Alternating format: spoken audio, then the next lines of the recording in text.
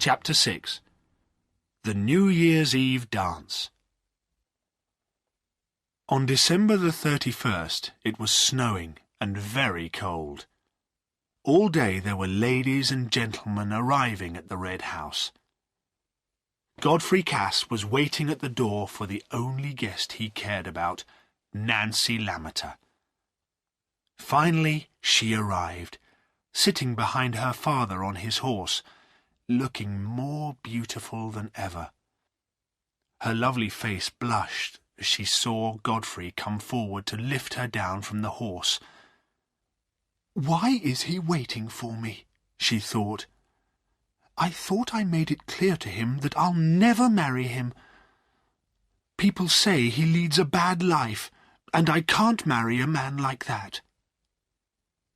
But the squire appeared just then to welcome his guests, and in the excitement nobody noticed Nancy's pink face as Godfrey's strong arms lifted her down.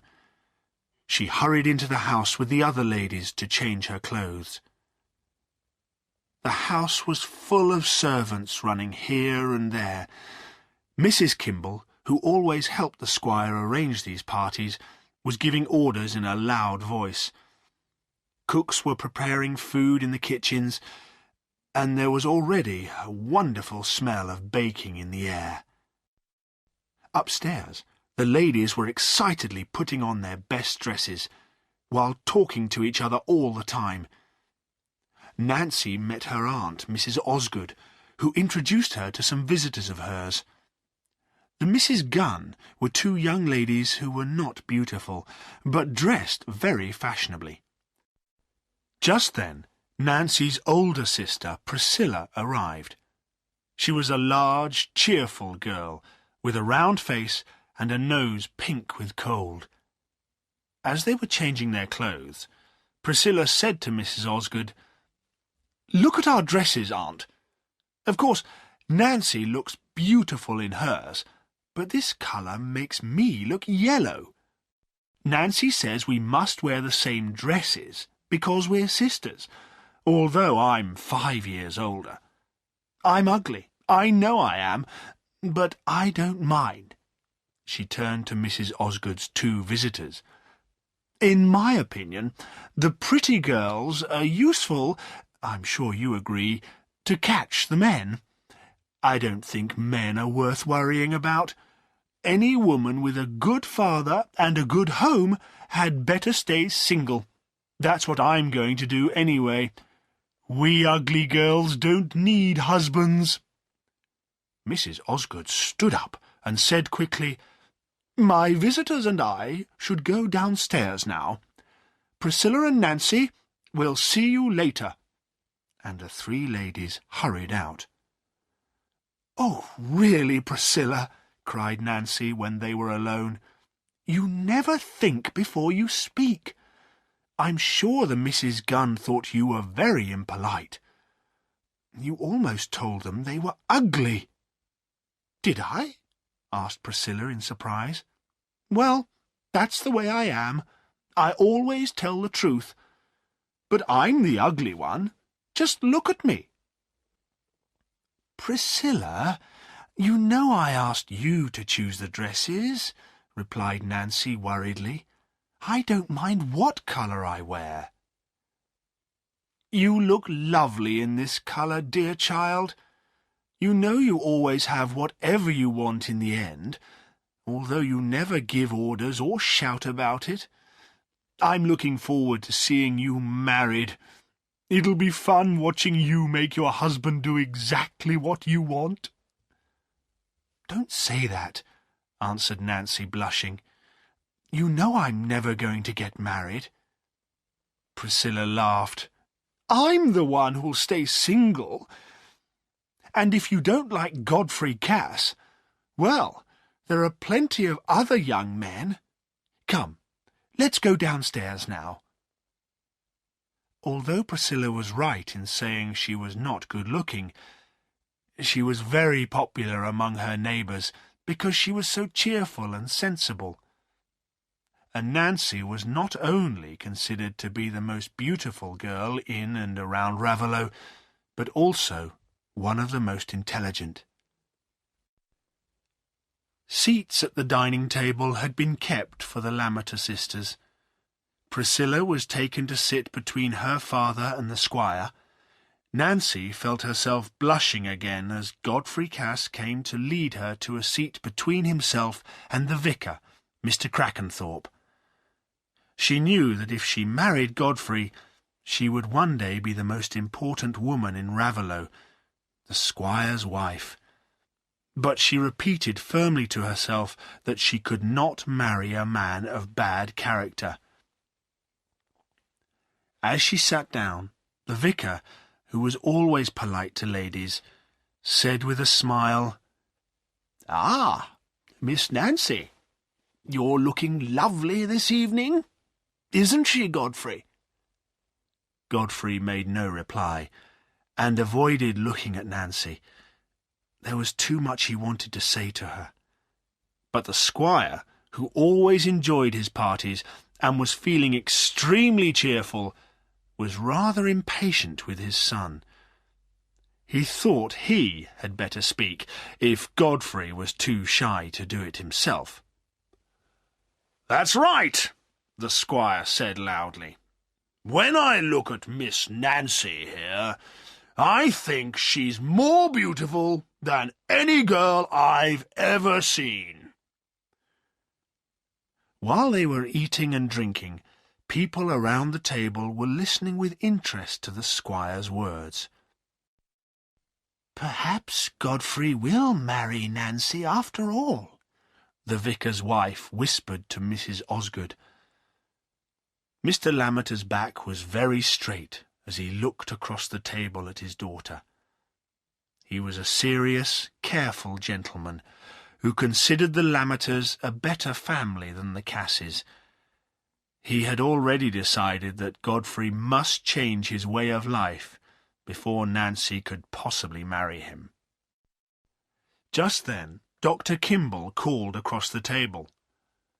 "Miss Nancy, will you save a dance for me?" "Come, come, Kimball," said the squire. "Let the young ones enjoy themselves. My son Godfrey'll be angry if you take Miss Nancy away. I expect he's asked her for the first dance already. Haven't you, Godfrey?" Godfrey was feeling very uncomfortable by now. Turning to Nancy, he said as lightly as possible, "I haven't asked her yet, but I hope she'll agree, if nobody's asked her." "No, I haven't accepted anyone else," replied Nancy quietly, with a blush. "So, will you please have the first dance with me?" asked Godfrey, beginning to feel better. She had not refused him. "I will," answered Nancy coldly. She was still sure she would not marry him, but she wanted to remain polite.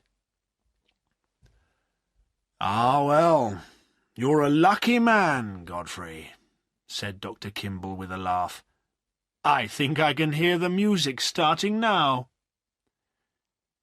The guests got up from the table in pairs and small groups to move into the large hall where the dancing was about to start. The small village band was already playing as the squire led the vicar's wife to the end of the hall to start the dance. They were followed by Godfrey and Nancy and the other ladies and gentlemen. As the dance went on, Godfrey felt happier and happier.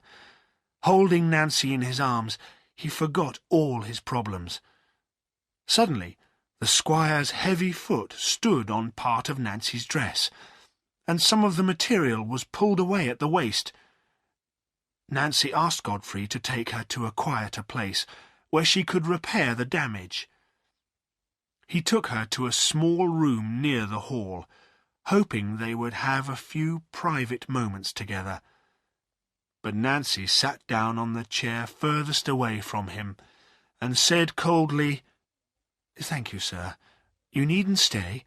I'm very sorry about taking you away from the dance." "It's not very kind of you," said Godfrey, moving close to her, "to be sorry you've danced with me." "I didn't mean that," replied Nancy, blushing prettily. "Gentlemen have so many things to enjoy.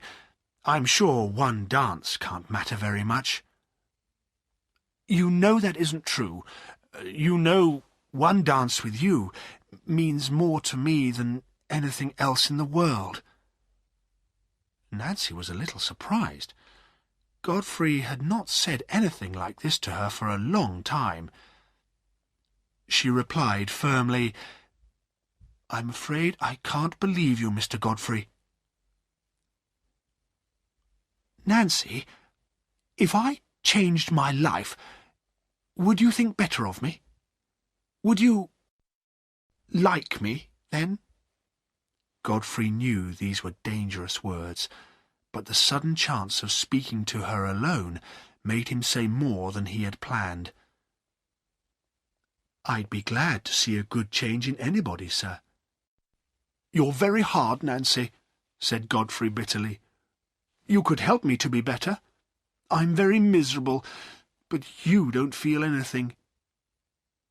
"I think people who behave badly don't feel anything," said Nancy sharply, forgetting to be cool and distant. Godfrey was delighted. He wanted to make her argue with him, to show him that she cared about him. But just then Priscilla hurried in, saying, "Dear child, let me look at your dress. I saw the squire step on it during the dance." "I suppose I'd better go now," Godfrey said disappointedly to Priscilla. "It doesn't matter at all to me whether you go or stay," said Priscilla impatiently, looking closely at the waist of Nancy's dress. "Do you want me to go?" Godfrey asked Nancy. "Do whatever you like," replied Nancy, trying to sound cold again.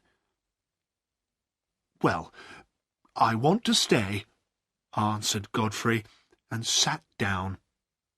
Tonight he wanted to enjoy being with Nancy for as long as possible, without thinking about what would happen tomorrow.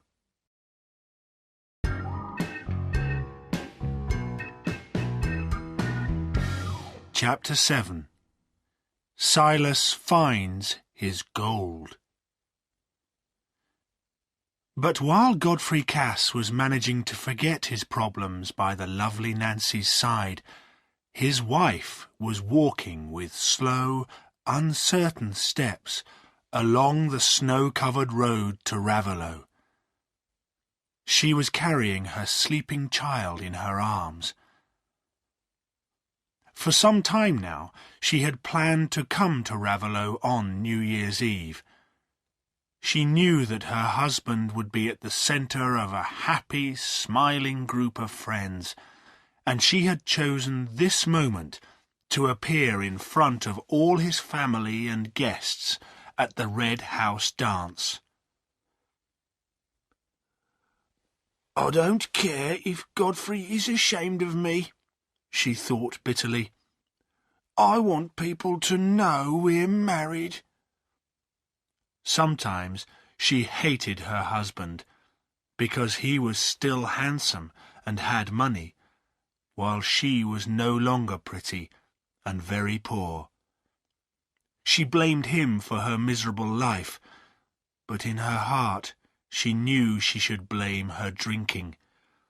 It had become a habit with her to spend most of the money Godfrey gave her on gin. She had a bottle in her pocket now, which she had lifted to her lips several times during her journey. It was already 7 o'clock in the evening, and there was a freezing wind.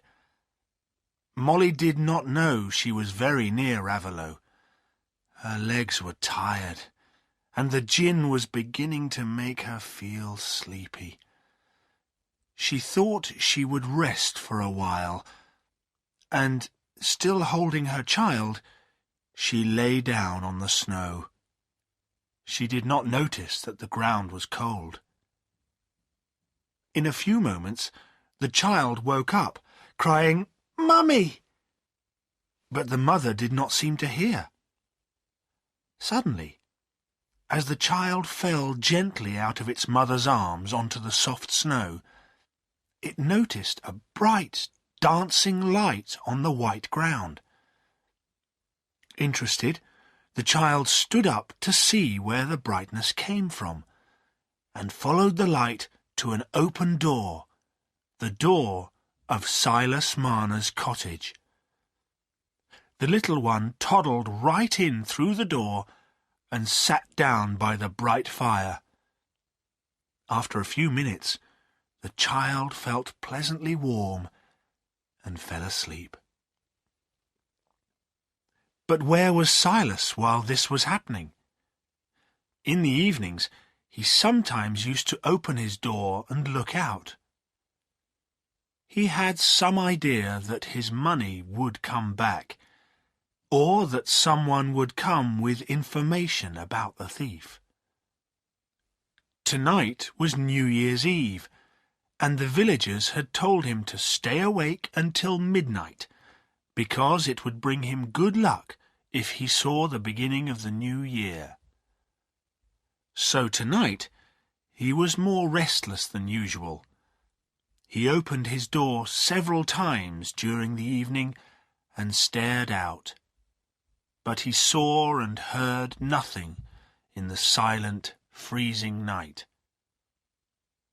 The last time, as he was standing at the door, he had one of his fits, and stood there completely unconscious, holding the door open. When he became conscious again, he closed the door and turned back to the fire.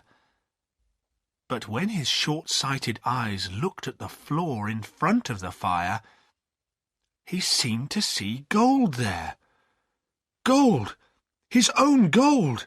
Taken and then brought back to him in the same strange way.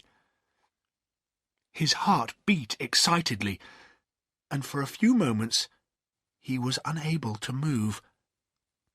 At last he reached out his hand to touch the gold, but instead of hard metal coins, his fingers felt soft, warm curls. With great surprise, Silas fell on his knees to look at this wonderful thing. It was a sleeping child. Was he dreaming? Could it be his little sister, who had died when he was a child himself? If it wasn't a dream, how had the child entered the cottage? But thinking of his sister made him remember the past and his life at the Light Street Chapel. He wondered if this child was some kind of message from his past, sent perhaps by the God he had once trusted. Just then the child woke up and began to cry. Silas held it in his arms and spoke softly to quieten it. He remembered that he had made some porridge earlier, and gave a little to the child to eat. She stopped crying and lifted her blue eyes with a smile to Silas's face as she ate. But then she pulled at her wet shoes, trying to take them off, and Silas suddenly realized she had come to the cottage through the snow. So he picked her up and went to the door. As he opened it and went out into the dark, the child cried, "Mummy!" and reached forward, almost jumping out of his arms. A few steps away, Silas found a young woman's body, half covered with snow. At the Red House, everybody was enjoying the party. Some people were still eating, while others were dancing or playing cards. Godfrey was looking forward to his next dance with Nancy. He was watching her dreamily across the room when suddenly he saw something that made his lips go white and his whole body tremble. It was his own child, carried in Silas Marner's arms. The weaver had come straight into the hall where the dancing was going on. Several people turned to look at the strange figure in the doorway. The squire could not understand why Silas had come in uninvited. He stood up and asked angrily, "Marner, what are you doing here?" "I've come for the doctor," replied Silas hurriedly. "There's a woman, dead, I think, near my cottage." Godfrey had one great fear at that moment, that the woman was not dead. If she were his wife, and she were dead, he would be free to marry Nancy. While the squire was calling for Dr. Kimball, the ladies came closer to look at the pretty child.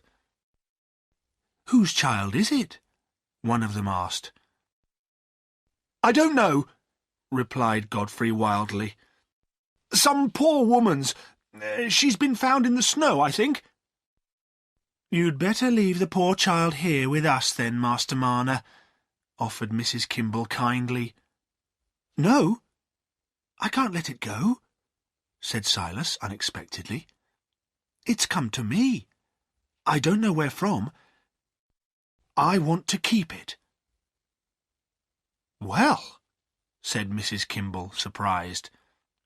"A single man like you? Take care of a child? Well!" But the little one was holding on to Silas and smiling up at him confidently. Dr. Kimball hurried into the hall. "Where is this poor woman? Near the old quarry? Someone had better fetch Dolly Winthrop. I'll need her to help me." "I'll go," cried Godfrey. He wanted to get away before anyone noticed his white face and shaking hands, and he needed time to think. He ran out into the night. When he and Dolly arrived at the quarry, the doctor had moved the woman into Silas's cottage, and Godfrey had to wait outside. He walked up and down in the snow for what seemed like hours. He knew he should tell the truth about the woman and the child, but he could not make himself do what he knew was right. "Is she dead?" the voice inside his head asked. "If she is, I can marry Nancy, and then I'll be good and have no more secrets. And I'll make sure the child is taken care of course." When Dr. Kimball came out of the cottage, Godfrey tried to speak calmly. "I thought I'd wait to see," he began. "Oh, there was no need for you to come. Why didn't you send one of the men to fetch Dolly?" "The woman's dead, I'm afraid. She's very thin and looks very poor, but she's got a wedding ring on. She'll be buried tomorrow." "I'll just have a look at her," said Godfrey quickly. "I think I saw a woman on the road yesterday with a child. Perhaps it was her." And he ran into the cottage. There, on the bed, was his unloved wife. He only looked at her for a moment, but for the rest of his life he never forgot her sad, tired face. The weaver had come back with the doctor, and was sitting by the fire, with the child on his knees. The little one was awake, but her wide, open blue eyes looked up into Godfrey's face without recognizing him at all. The father was glad of this, but also a little sad, especially when he saw the small hand pull lovingly at the weaver's grey hair. "So, "Who's going to take care of the child?" Godfrey asked, pretending not to show much interest. "I am," replied Silas firmly. "The mother's dead, and I suppose the child hasn't got a father. She's alone in the world, and so am I. My money's gone, I don't know where, and she's come, I don't know where from. I don't understand it at all, but I'm going to keep her." "Poor little thing," said Godfrey. "Let me give you something for her clothes." He put his hand in his pocket and gave Silas some coins. As he walked back to the Red House, he felt very relieved. Nobody would recognize his dead wife, and soon his secret would be buried with her.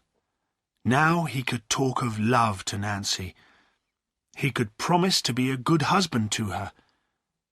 Only Dunstan knew about the secret marriage, and perhaps Dunstan would never come home.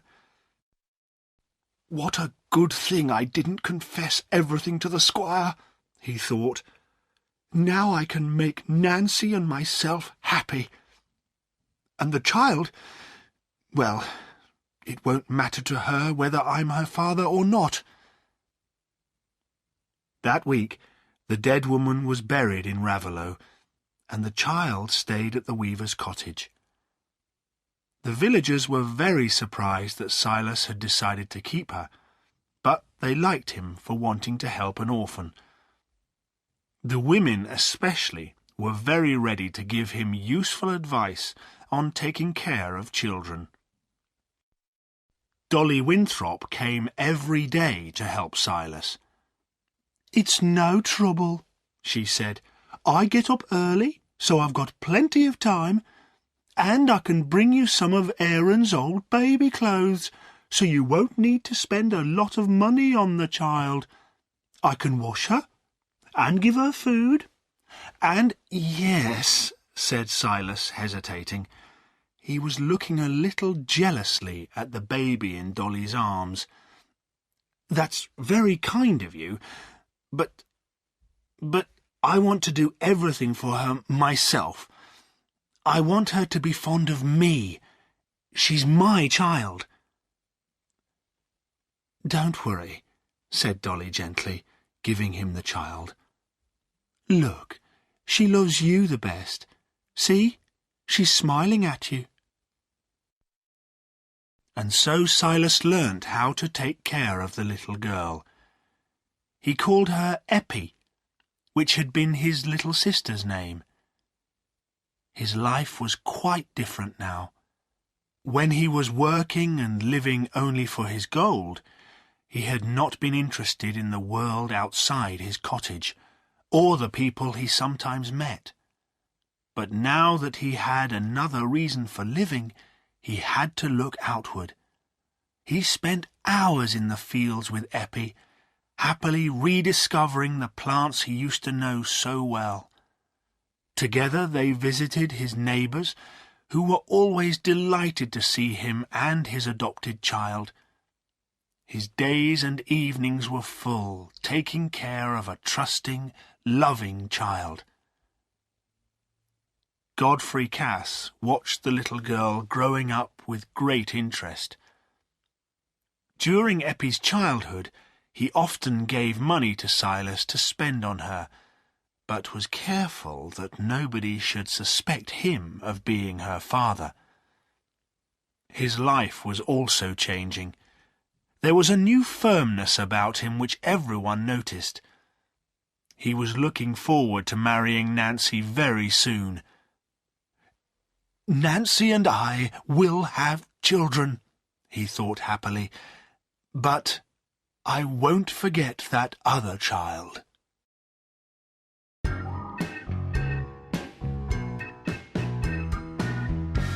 Chapter 8. Eppie has grown up.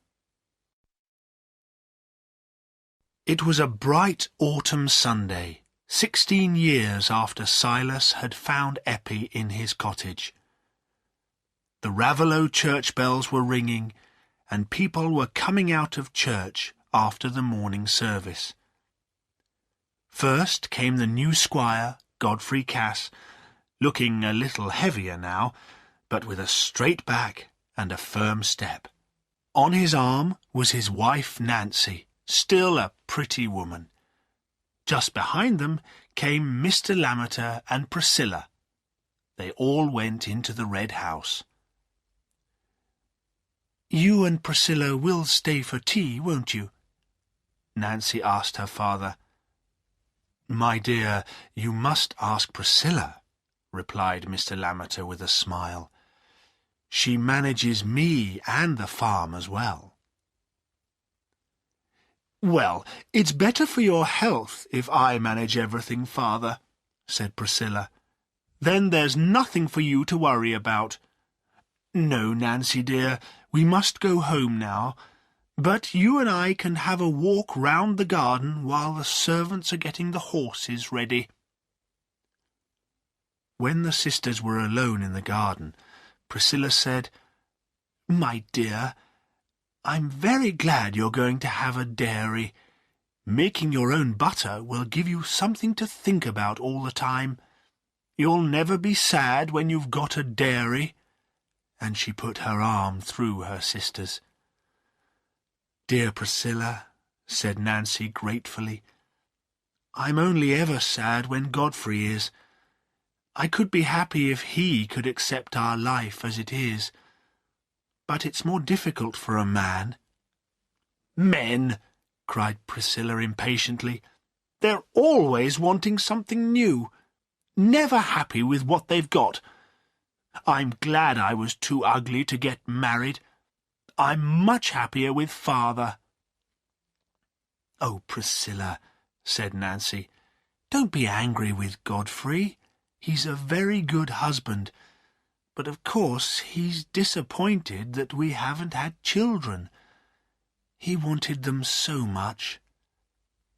"Well, father is waiting for me. I'd better go now. Goodbye, my dear." And the sisters kissed goodbye. When Priscilla and her father had left, Godfrey said, "Nancy, I think I'll just go and look at some of the fields we're draining near the old quarry." "You'll be back by tea time, dear?" "Oh, yes. I'll be back in an hour." This was a habit of Godfrey's on Sunday afternoons. He enjoyed walking round the fields that belonged to him now. So Nancy often had a quiet hour at about this time, which she spent reading, or sometimes just thinking. She remembered all the little things that had happened to her, especially during her marriage in the last 15 years. The great sadness of her married life had been the death of her only baby. Like most women, she had looked forward to becoming a mother very much. But when the baby died soon after it was born, she made herself accept the fact. She did not allow herself to think about it, or to wish for anything different. Godfrey, however, had been terribly disappointed, especially when it seemed likely that Nancy could have no more children. Nancy's religion was extremely important to her. She firmly believed that people should accept whatever happened to them in life, because it was God who decided everything. But she understood how difficult it was for Godfrey to accept that their marriage would be childless. Was I right, she wondered for the 100th time, to refuse him when he said we should adopt a child? I believe that if God hasn't given us a child, it's because God doesn't want us to have one. I'm sure I'm right. But poor Godfrey, it's worse for him than for me. I've got him and the house and now the dairy to think about. But although he's always good to me, I know he's unhappy. He wants children so much. From the first moment Godfrey had spoken of adopting a child, he had mentioned Eppie's name. She had always been the child he wanted to adopt. He had no idea that Silas would rather die than lose Eppie, and he imagined that the weaver would be glad if the child were adopted by the Cass family. "After all, the girl will have a much better life with us," he told himself. "I can't be really happy if we don't have a child, and I can never tell Nancy the truth about Eppie. I'm afraid she'll hate me for it." While Nancy was sitting quietly in the red house, thinking about her husband, Silas and Eppie were sitting outside their cottage, near the quarry. They had been to church too, which they did every week, like the Casses and most of the villagers. Silas had started taking Eppie to church when she was very young, because Dolly Winthrop had persuaded him that every child should have some religious training. Because of Eppie, Silas was completely accepted in Raveloe now. Nobody thought he was strange any more. In fact, he was almost a popular figure in the village. He was older now, and could not work as hard as he used to.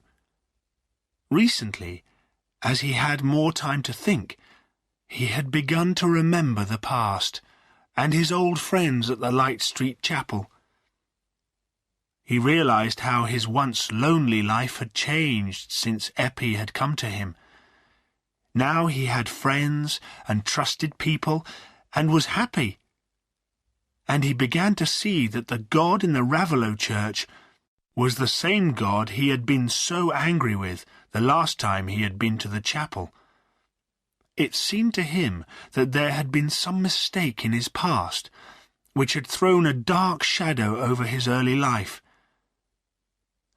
Perhaps now he would never know whether Mr. Paston, the chapel minister, still thought he was guilty of stealing, and he would never discover why the drawing of the lots had seemed to prove his guilt. But there must be a God of goodness in this world, he thought, because he sent Eppie to me. I must just trust and believe that he is right. He had told Eppie how her mother had died in the snow, and he had given her the dead woman's wedding ring. Eppie was not at all interested in who her real father was, as she thought she had the best father in the world already. At the moment, she was sitting close to Silas outside their door in the sunshine. Neither of them had spoken for a while. "Father," she said gently, "if I get married, do you think I should wear my mother's ring?" "Oh, Eppie," said Silas, surprised. "Are you thinking of getting married, then?" "Well, Aaron was talking to me about it," replied Eppie, blushing. "You know he's nearly 24 now, and is earning good money, and he'd like to marry soon." "And who would he like to marry?" asked Silas with rather a sad smile. "Why, me, of course, Daddy," said Eppie, laughing and kissing her father. "He won't want to marry anyone else." "And you'd like to marry him, would you?" asked Silas. "Yes, one day. I don't know when. Aaron says everyone's married sometime, but I told him that's not true, because you haven't ever been married, have you, Daddy?" "No, child," said Silas. "I was a lonely man before you were sent to me." "But you'll never be lonely again, Father," said Eppie lovingly. "That's what Aaron said. He doesn't want to take me away from you. He wants us all to live together, and he'll do all the work. And you needn't work at all, Father. He'll be like a son to you." "Well, my child, "You're young to be married," said Silas, "but he's a good young man. We'll ask his mother what we should do. She always gives us good advice. You see, Eppie, I'm getting older, and I'd like to think of you with a strong young husband to take care of you for the rest of your life. Yes, we'll ask Dolly Winthrop for her opinion."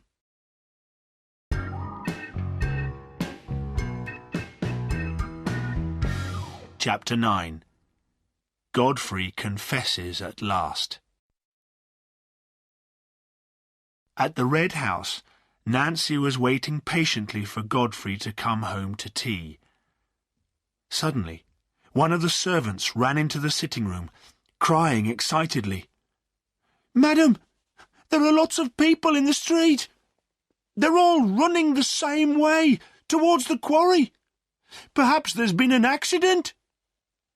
"Jane, don't get so excited," replied Nancy calmly. "I expect it's nothing serious. Go and get the tea ready. Mr. Godfrey will be back soon." But secretly she was saying to herself, "I hope nothing's happened to Godfrey." So when he came into the room a few minutes later, she was very relieved. "My dear, I'm so thankful you've come," she said, going towards him. "I was beginning to think—" She stopped suddenly when she saw Godfrey's shaking hands and white face. She put her hand on his arm, but he did not seem to notice, and threw himself into a chair. "Sit down, Nancy," he said with difficulty. "I came back as soon as I could, to prevent anyone telling you except me. It's terrible news for me, but I'm more worried about how you will feel about it." "It isn't Father or Priscilla?" said Nancy, trying to control her trembling lips. "No, it's nobody living," said Godfrey. "It's Dunstan, my brother, who left home 16 years ago and never came back. We found him, found his body, all that's left of it, in the old quarry." Nancy felt calmer now. That was not terrible news. "You know the men have been draining our fields near the quarry? Well, as a result, the quarry has suddenly gone dry, and we've found him lying at the bottom. We know it's him because he's wearing his watch and his rings." Godfrey paused. It was not easy to say what came next. "Do you think he drowned himself?" asked Nancy, wondering why her husband was so shaken by the death of a brother he had never loved. "No, he fell in," replied Godfrey in a low voice. "Dunstan was the man who robbed Silas Marner. The bags of gold were found with his body." "Oh, Godfrey, I am sorry," said Nancy. She understood how ashamed her husband must be. The Casses were so proud of their family name. "I had to tell you. I couldn't keep it from you," Godfrey continued, and then stopped, looking at the ground for 2 long minutes. Nancy knew that he had something more to say. Finally, Godfrey lifted his eyes to her face and said, "Everybody's secrets are discovered sooner or later, Nancy.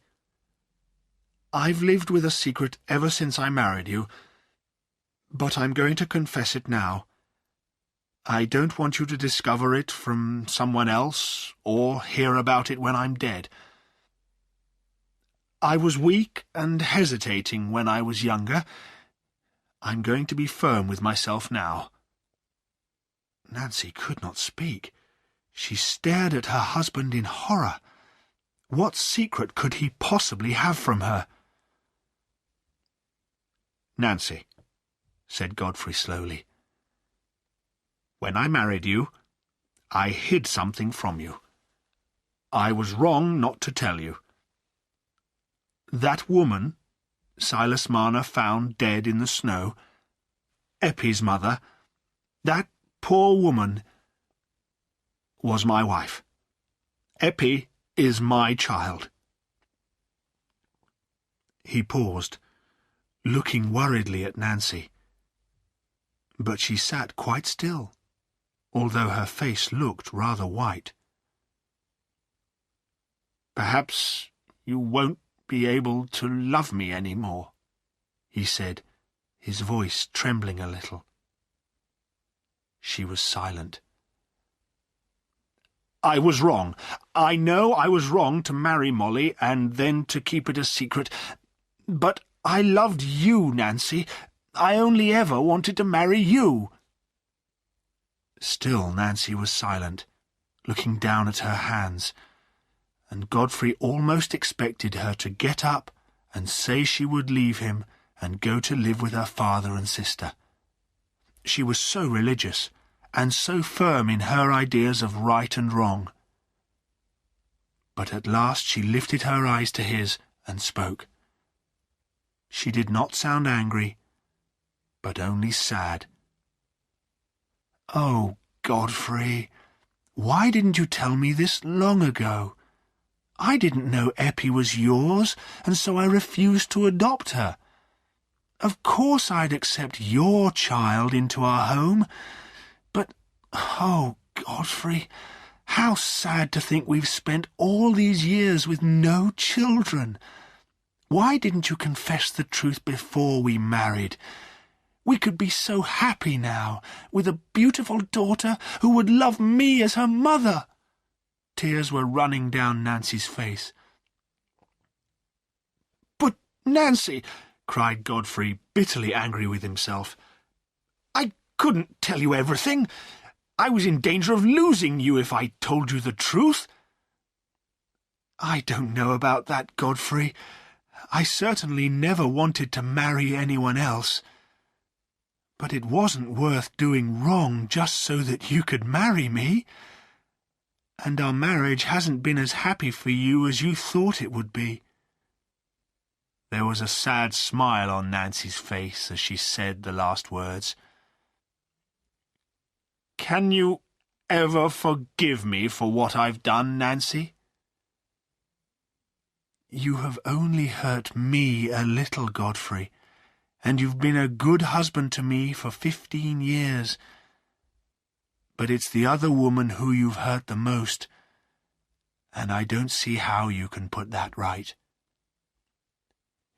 "But we can take Eppie into our home now," said Godfrey.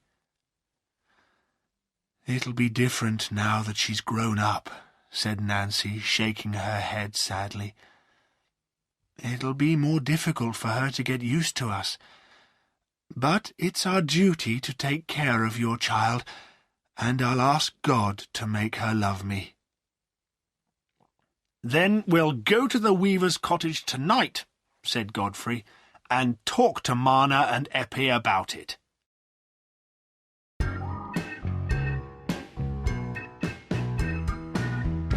Chapter 10. Eppie has to decide. That evening, Silas was resting in his chair near the fire after the excitement of the day. Eppie was sitting close to him, holding both his hands, and on the table was Silas's lost gold. He had put the coins in piles, as he used to. "You see, that's all I ever did in the long evenings before you came to me," he was telling Eppie. "Just count my gold. I was only half alive in those days. What a good thing the money was taken away from me.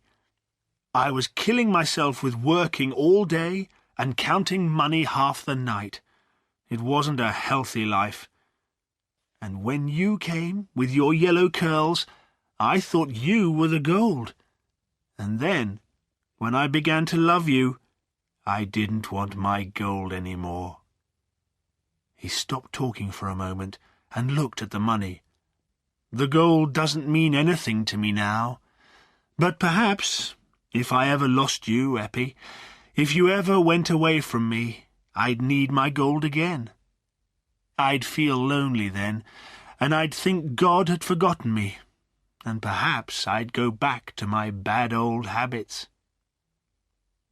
There were tears in Eppie's beautiful eyes, but she did not have time to answer Silas, as just then there was a knock on the door. When she opened it, Mr. and Mrs. Godfrey Cass came in.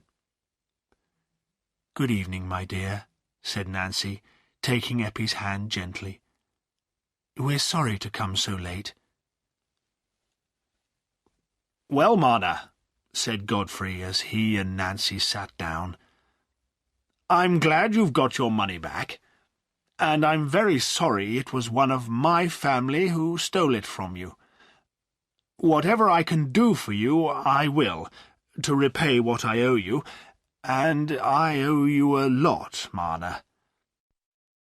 Silas was always uncomfortable with important people like the young squire. "You don't owe me anything, sir. You've already been very kind to me, and that money on the table is more than most working people can save in their whole life.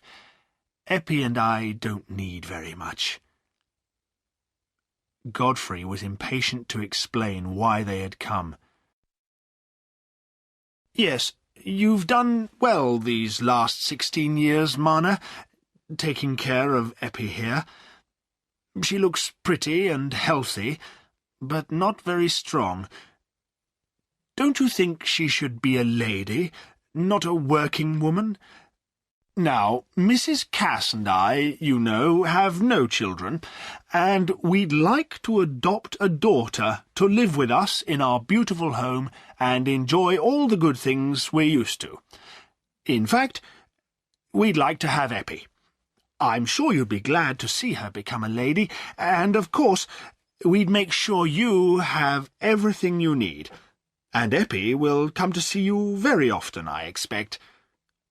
Godfrey did not find it easy to say what he felt, and as a result his words were not chosen sensitively. Silas was hurt and afraid. His whole body trembled as he said quietly to Eppie after a moment, "I won't stand in your way, my child. Thank Mr. and Mrs. Cass. It's very kind of them." Eppie stepped forward. She was blushing, but held her head high. "Thank you, sir and madam, but I can't leave my father, and I don't want to be a lady, thank you." She went back to Silas's chair and put an arm round his neck, brushing the tears from her eyes. Godfrey was extremely annoyed. He wanted to do what he thought was his duty, and adopting Eppie would make him feel much less guilty about his past. "But, Eppie, you must agree," he cried. "You are my daughter. Marna, Eppie's my own child. Her mother was my wife." Eppie's face went white. Silas, who had been relieved by hearing Eppie's answer to Godfrey, now felt angry. "Then, sir," he answered bitterly, "why didn't you confess this 16 years ago, before I began to love her? Why do you come to take her away now, when it's like taking the heart out of my body? God gave her to me because you turned your back on her, and he considers her mine." "I know I was wrong, and I'm sorry," said Godfrey. "But be sensible, Marna. She'll be very near you, and will often come to see you. She'll feel just the same towards you." "Just the same," said Silas, more bitterly than ever. "How can she feel the same? We're used to spending all our time together. We need each other." Godfrey thought the weaver was being very selfish. I think, Marna, he said firmly, that you should consider what's best for Eppie. You shouldn't stand in her way when she could have a better life. I'm sorry, but I think it's my duty to take care of my own daughter. Silas was silent for a moment. He was worried that perhaps Godfrey was right, and that it was selfish of him to keep Eppie. At last he made himself bring out the difficult words. All right. I'll say no more. Speak to the child. I won't prevent her from going. Godfrey and Nancy were relieved to hear this, and thought that Eppie would now agree. Eppie, my dear, said Godfrey, although I haven't been a good father to you so far, I want to do my best for you now, and my wife will be the best of mothers to you. I've always wanted a daughter, my dear, added Nancy in her gentle voice. But Eppie did not come forward this time. She stood by Silas's side, holding his hand in hers, and spoke almost coldly. Thank you, sir and madam, for your kind offer. But I wouldn't be happy if I left father. He'd have nobody if I weren't here. Nobody shall ever come between him and me. But you must make sure, Eppie, said Silas worriedly, that you won't be sorry if you decide to stay with poor people. You could have a much better life at the Red House. I'll never be sorry, father, said Eppie firmly. I don't want to be rich if I can't live with the people I know and love. Nancy thought she could help to persuade Eppie. What you say is natural, my dear child, she said kindly. But there's a duty you owe to your lawful father. If he opens his home to you, you shouldn't turn your back on him. But I can't think of any home except this one, cried Eppie, tears running down her face. I've only ever known one father, and I've promised to marry a working man who'll live with us and help me take care of father. Godfrey looked at Nancy. Let's go, he said to her bitterly in a low voice. We won't talk of this any more, said Nancy, getting up. We just want the best for you, Eppie, my dear, and you too, Marna. Good night. Nancy and Godfrey left the cottage and walked home in the moonlight. When they reached home, Godfrey dropped into a chair. Nancy stood near him, waiting for him to speak. After a few moments, he looked up at her and took her hand. That's ended, he said sadly. She kissed him and then said, Yes, I'm afraid we can't hope to adopt her, if she doesn't want to come to us. No, said Godfrey. It's too late now. I made mistakes in the past, and I can't put them right. I wanted to be childless once, Nancy, and now I'll always be childless. He thought for a moment, and then spoke in a softer voice.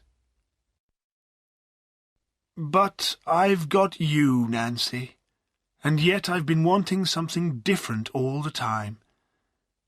Perhaps from now on I'll be able to accept our life better, and we'll be happier. The following spring there was a wedding in Raveloe. The sun shone warmly as Eppie walked through the village towards the church with Silas, Aaron and Dolly. Eppie was wearing the beautiful white wedding dress she had always dreamed of, which Nancy Cass had bought for her. She was walking arm in arm with her father, Silas. "I promise nothing will change when I'm married, father," she whispered to him as they entered the church. "You know I'll never leave you." There was quite a crowd of villagers outside the church to see the wedding. Just then, Miss Priscilla Lammeter and her father drove into the village.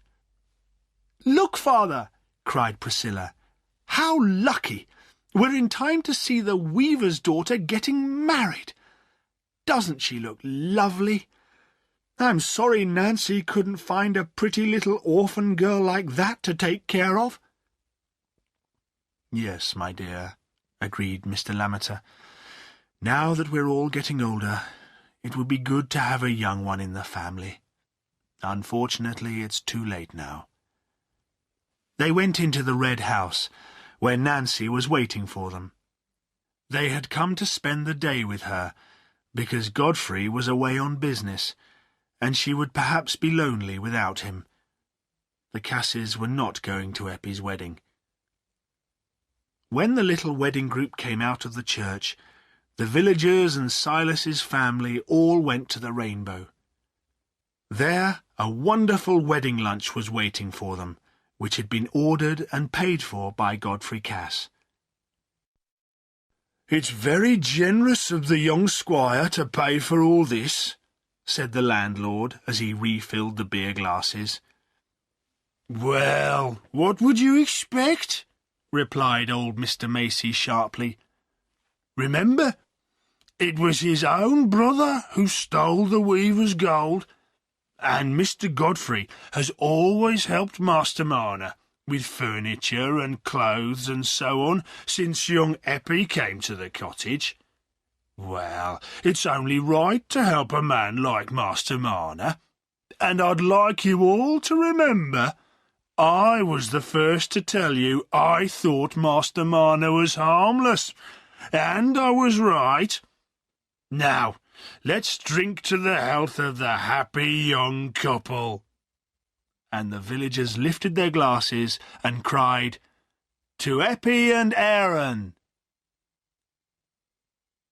When the meal was over, and the guests had begun to return to their homes, Silas, Eppie, and her new husband walked slowly back to their cottage by the quarry.